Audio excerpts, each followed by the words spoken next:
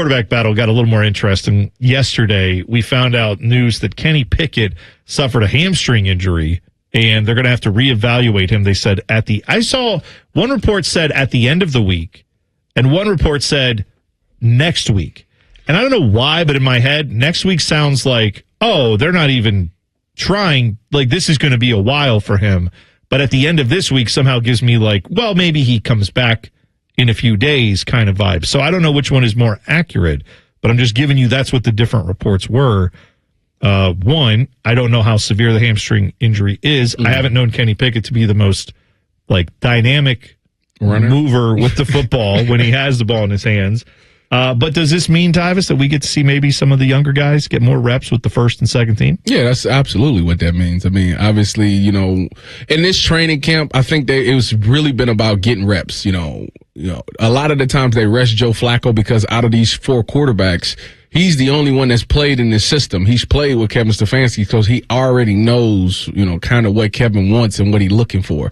And if you want this thing to be a open quarterback competition, you need to get those other guys reps. You know, Joe Flacco will tell you this is what his 19th season or something like that training camp. So he's done this a lot of times. He knows what he's doing. So where those other guys have never played for Kevin Stefanski, and he's trying to get a good evaluation on how good those guys can be in his offense. So Kenny Pickett going down, obviously he was the guy when Joe Flacco would rest, he was taking all the 1 reps. Now that he's out, you know, you would think Dillon Gabriel and Shedeur Sanders would, you know, move up that ladder.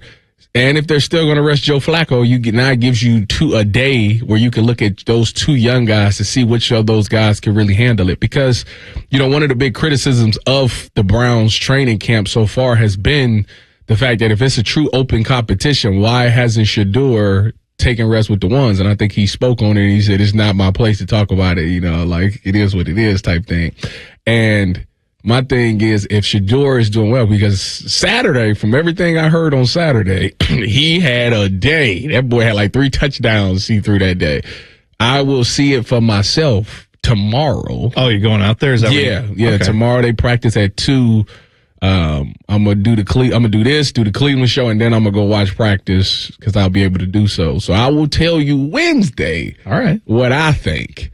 But yeah, with Kenny Pickett out, it just gives the opportunity for those young guys to get more reps. And maybe over the weekend, Kenny Pickett suffering a hamstring injury during practice on Saturday, as training camp is in full swing up in Berea for your Cleveland Browns.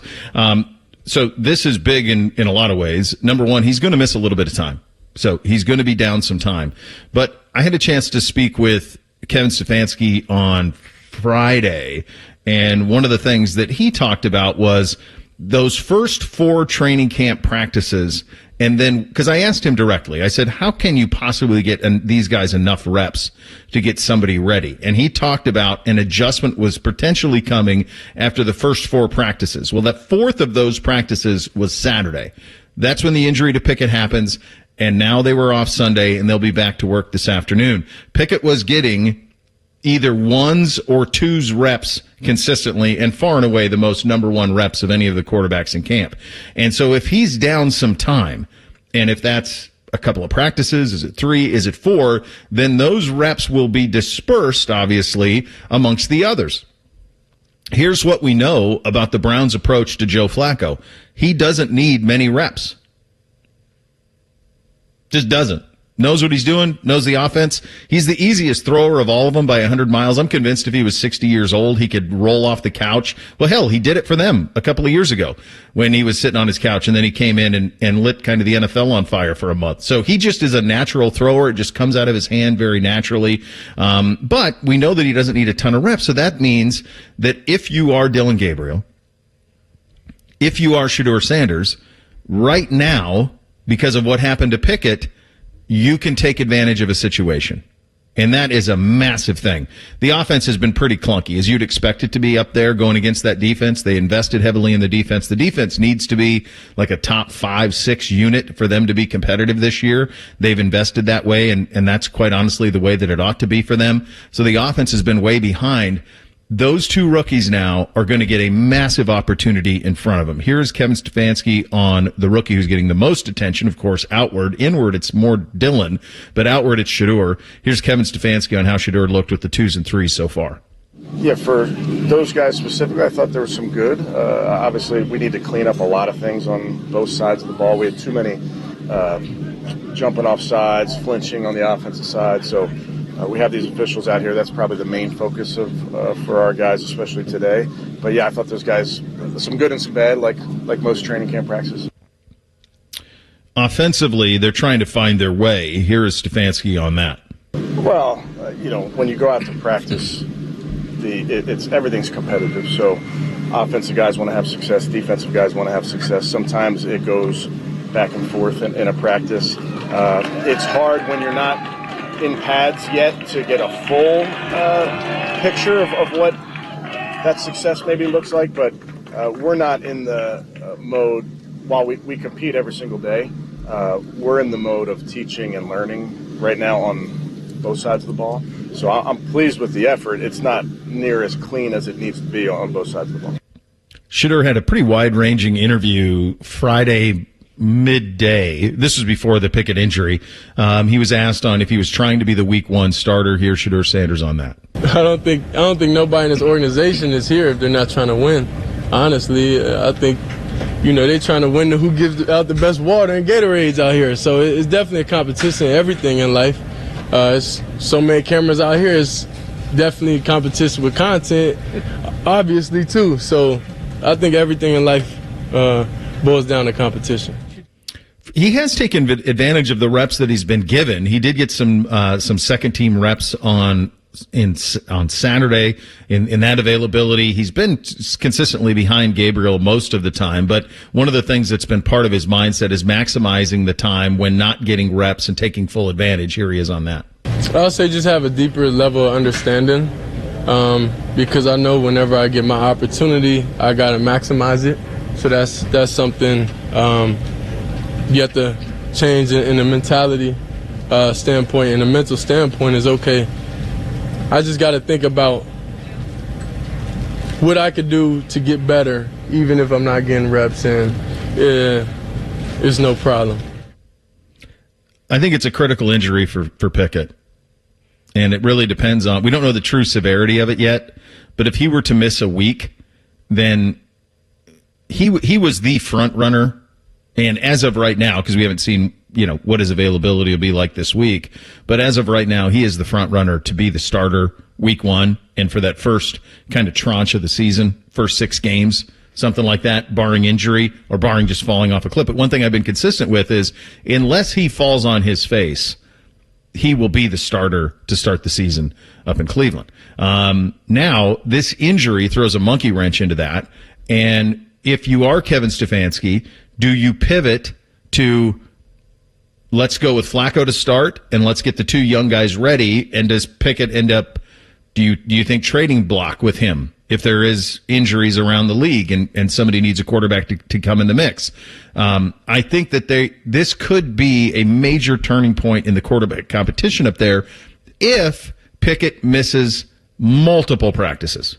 Like if he were to miss this week's worth of practice, that would be a very alarming thing for them. And what does that look like? And what is their reaction to that in terms of the roster? Because you have got to get those other 2 kids ready, both Dillon and Shedeur. You got to get them ready.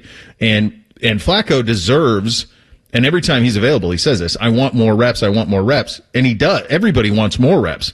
But if he is going to be the starter, you have to give him an opportunity to be successful. And in doing that, you've got to let him get some reps and get ready to go, even though he's been through this a million times. So this is a massive development for them in that quarterback competition. And I think every single practice is going to be vital to see who gets reps where and how long Pickett's out. Yeah, I do think if you're the Cleveland Browns, who begin preseason play next Friday, yeah, I think the Bengals begin preseason play Thursday of next week, and I think the Hall of Fame game is this Thursday. I'm not ready for that. No. So I don't think if you're Cleveland and your goal is to win week 1 against the Cincinnati Bengals, you've got to make sure that Flacco's ready for that. Because if the Pickett hamstring injury goes a week before he even starts to practice or he even can perform relatively well, like the last thing you want to do is make that into a more catastrophic hamstring injury, which they're always finicky. I mean, his trade value was you gave Dorian Thompson-Robinson to the Eagles for him. So I don't know what he would return for you, because Cleveland, my thought was, after the Quinshaw news and then after the linebacker news of Jordan Hicks last week, the Browns had maybe an ace in their sleeve with one of these quarterbacks, either Flacco or Pickett, that they could send for depth in that linebacker room that will also not include Jeremiah Owusu-Koramoah maybe ever. And you need a running back because Quinshaw's out at least 6 games this upcoming season. Yeah. I mean, so that throws that in a complete... you throw that in the garbage almost, the plan to go and send one of those quarterbacks for an asset you need at one of those two positions. But if the Cleveland Browns trying to win football games, Flacco's the starter. You have to operate that way right now because, like Shedeur, him being asked why he hadn't taken reps with the ones up to this point or up to the point Friday, I thought was an interesting way to create content because he's the 4th string quarterback. Why would he get reps with the ones? Tony Grossi asked that question, and I think you nailed it. Tone's been on that beat a long time. Good dude. I get it. But at the same time, like he's so far behind. Yeah. Like it's not, he hasn't, the reason he hasn't is because he hasn't earned them. I mean, that's why. So, and there's an incredible disconnect between what's actually happening and the way it's being talked about. I did a hit on Mad Dog Sports Radio on Saturday. With the Mad Dog? No, God. He didn't work in Saturdays. I've done a segment with him. I've done a segment with Mad Dog. When I was doing stuff at 92.3 up in Cleveland, this is about 10 years ago, Andy Roth was a program director at the time. He knew how much I love Mad Dog, and he knew him from his time at WFAN, and he arranged for me I did a segment with Mad Dog that was a highlight. I mean, just thrill to be able to do it. But anyway, I did it on somebody with him on Saturday, and it was most of the conversation about Shedeur. And every time I came back, this was before the Pickett injury, every time I came back with, I think it's going to be Pickett, Shedeur's behind, it was almost like it fell on deaf ears. Like we're just right back to Shedeur. And I'm like, I get it. There's a touchstone to it. Think about this from the Browns' perspective. A month ago, if you were to say, what is your operation going to look like in September? You would have said, I would have told you, and it would have been their thinking, Kenny Pickett's going to start. You're going to rely on Quinshon Judkins and a power run game and play action off of it. Now where are we? A week later. Who knows when or if on Judkins? Who knows? No updates on that. Haven't heard anything on that. He's working on his legal matters. That's it. So he's, to your point, Reese, at the very least feels like at least what you said, 6 games. Who knows? And now this injury to Pickett, what you intended to be in the very simplest of terms. And this isn't like the 84 Dolphins with Marino and the 2 marks. Like it wasn't going to be that offensively anyway, but your kind of path for success was power run game, play action off of it, unlocking Pickett in a play action game where it's turn your head, flip it here, he's open, throw it there, throw it to Judy, throw it to Fannin, throw it to Chief. Now, this was not in the brochure. So their whole plan could get changed a lot. I think this will be a very fascinating practice for them. Today, tomorrow, what does that look like? Who has impressed in a week, and how do they adjust for this? How long Pickett is out could be a massive development for them early on this season.